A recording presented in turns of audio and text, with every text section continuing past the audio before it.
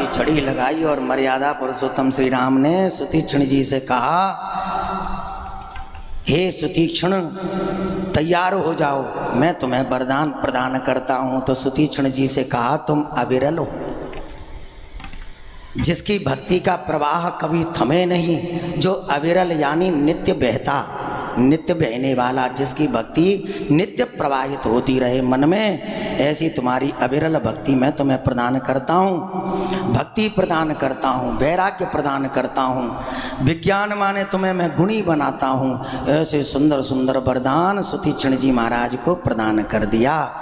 सुतीक्ष्ण जी महाराज कहते हैं, अब यहाँ से आप कहाँ जाएंगे? देखो सरलता, अब आप यहाँ से कहाँ जाएंगे? तो भगवान राम कहते हैं, मैं अगस्त मुनि के आश्रम में जाऊँगा। तो सुतीक्ष्ण जी महाराज कहते हैं, हो सकता है आप मार्ग भटक जाएं, तो कृपया करके आप मेरे पीछे पीछे चलो, क्योंकि गुरु जी से कह करके आए थे, अब हम तभी आएंगे जब हम आपके राम को लेकर के आ जाएंगे, तुम्हारे परमात्मा को ले आएंगे। तो सुतीक्ष्ण जी मन में विचार करते हैं, अगर ये अकेले चले गए तो मैं दक्षिणा कैसे दूंगा परमात्मा के दर्शन की? तो राम जी से कह रहे हैं, आप मार्ग भटक जाओगे, आप मेरे पीछे पीछे चलो। तो सुतीक्ष्ण जी की ओर, लक्ष्मण जी की ओर राम देख करके हंस रहे हैं, देखो देखो इसकी सरलता, ये किससे कह रहा है कि आप मार्ग भटक जाओगे? क्या ब्रह्म भी मार्ग भटक सकता है? लेकिन उसकी इसी सरलता के कारण तो राम जी उस पर रीझे हुए हैं। कभी कभी बहुत ज़्यादा नहलाना धुलाना भगवान को, बहुत विधिवत पूजा कराना, कभी कभी भगवान ऐसे भक्त को जल्दी दर्शन नहीं देते, उससे ज़्यादा जल्दी दर्शन उस भक्त को दे देते हैं जिसको पूजा करने का ज्ञान नहीं होता, क्योंकि उसके अंदर विश्वास बहुत जुड़ा होता है। आपने देखा हो, आप लोगों में से कुछ लोग ऐसे बैठे होंगे जो गांव से जुड़े हुए होंगे। आज भी गांव में जब माताएं गांव के बने मंदिर में जाती हैं तो अपने घर से हलवा बना करके ले जाती हैं भोग लगाने के लिए, बतासे भी ले जाती हैं। तो वो क्या करती हैं, संतोषी मैया के मुंह के ऊपर ही हलवा लेकर के चिपका देती हैं, ऐसे कर देती हैं, ऐसे चिपका देती हैं, चिपक जाता है हलवा, क्योंकि बेचारी को पता ही नहीं है कि भोग कैसे लगता है, ऐसे ही खाती होंगी ये दुर्गा मैया, तो उसके मुंह पे हलवा चिपका देती हैं। अच्छा, फिर भी मन में संतोष नहीं होता तो हलवा के ऊपर एक बतासा चिपका देती हैं। देखा है कभी आपने ऐसा? मैंने देखा है एक जगह राजस्थान में, हाँ देखा ऐसे। माताओं की बड़ी सरलता की भक्ति है। अब देखो उसकी सरलता के कारण क्या हुआ, माता जी तो अगरबत्ती लगा के हलवा और बतासा चिपका के चली गई, पीछे से आया कुत्ता और कुत्ते ने भगवान का मुंह चाटा। देखो ऐसा क्यों हुआ? क्योंकि भक्ति का उसको ज्ञान नहीं है। लेकिन फिर भी भगवान क्रोध नहीं करते, क्योंकि उसको ये पता है, क्योंकि इसको कुछ आता ही नहीं है, इसका मन बहुत सरल है।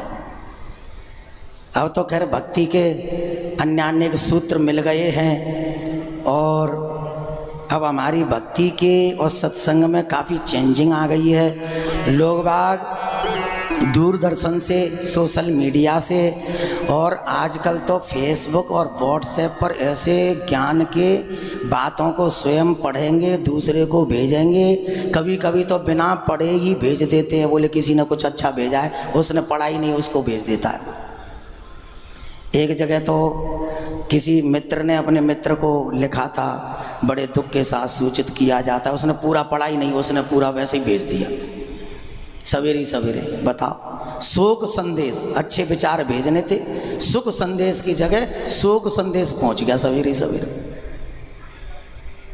तो आजकल फेसबुक पर ऐसे ज्ञानी हो गए हैं, ऐसे व्हाट्सएप पर ज्ञानी हो गए हैं, सवेरे उठे और पहले तो प्रभाते कर दर्शनम होता था, उठते ही हाथों में भगवान के दर्शन करते थे। कराग्रे बसते लक्ष्मी, कर मध्य तु सरस्वती, ऐसे बोलते थे।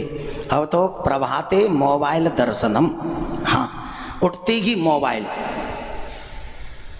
एक जगह कलकत्ता में सॉल्ट लेक है, बहुत अच्छी जगह है, बड़े बड़े धनपति करोड़पति रहते हैं, सॉल्ट लेक कलकत्ते में। हम लोग 11 नंबर टंकी के नीचे मैदान में कथा कर रहे थे, तो जो कथा करवा रहे थे तो उन्होंने क्या है होटल बुक कर रखा था 9 मंजिल का, उसमें उनके रिश्तेदार भी थे, हम सब लोग भी थे, और मैदान में पांडाल में कथा होती थी। तो सुबह ही सुबह बड़ा टेंशन में पूरा परिवार बैठा था, तो हमने कहा कुछ गड़बड़ हो गया, क्या बात है भाई, आज चेहरा कैसे उतरा हुआ? अरे बोले कुछ मत पूछो महाराज, हमारा बेटा बड़ा लापरवाह है। तो हमने कहा क्या हुआ? अरे बोले पता नहीं, सवेरे सवेरे उसने बाथरूम में जा कर के और मोबाइल को गिराया आया। मैंने कहा कहाँ गिराया आया? बोले जहाँ उसको फ्रेश होना था उसी में गिराया आया। बोलो जय सिया राम। ये हम सत्यम भैया आपको, शिवम भैया आपको सत्य घटना बता रहे हैं, सत्य घटना। बताओ, आप लोगों के हाथ में जो मोबाइल है ये इतना अपवित्र हो गया है, तो हमने कई लोगों से बोला कि आप उठते ही बताओ जहाँ अपवित्र जगह है तुम वहाँ पर मोबाइल को अंदर ले जाते हो। अब तो कई लोगों की ऐसी आदत हो गई है, बिना मोबाइल के लोग बाग फ्रेश नहीं हो पाते, ऐसी स्थिति हो। अरे राम राम। बता, पहले तो अखबार पढ़ने, अखबार तक ले जाते थे लोग बाग, क्या नाटक नौटंकी चालू हो गया है। बता, ये स्थिति लोगों की हो गई है। अब 2 चीज़ बड़ी पवित्र है इस समय इन हालातों को देखते हुए, एक है रुपया पैसा और दूसरा है मोबाइल। ये कभी अपवित्र होते ही नहीं। पहले तो लक्ष्मी तो ऐसा है कि धन नाली में भी रुपया गिर जाए तो लोग बाग इधर उधर देख दाख करके उसको उठा के जेब में रख लेते, क्योंकि भगवान। और ये तो अच्छा किसी ने बोल दिया नाली में से पैसा उठा लिया, अरे ये तो लक्ष्मी है, लक्ष्मी सिर से लगाना चाहिए, उसका सम्मान किया। ऐसे गुणी आचरण और अपनी मर्यादाओं को पालन जरूर करना चाहिए। हमारी ये कथाएं वार्ताएं सत्संग क्यों चल रहे हैं भारत देश में? क्योंकि हम लोग पाश्चात्य संस्कृति से जुड़ करके भटक गए हैं।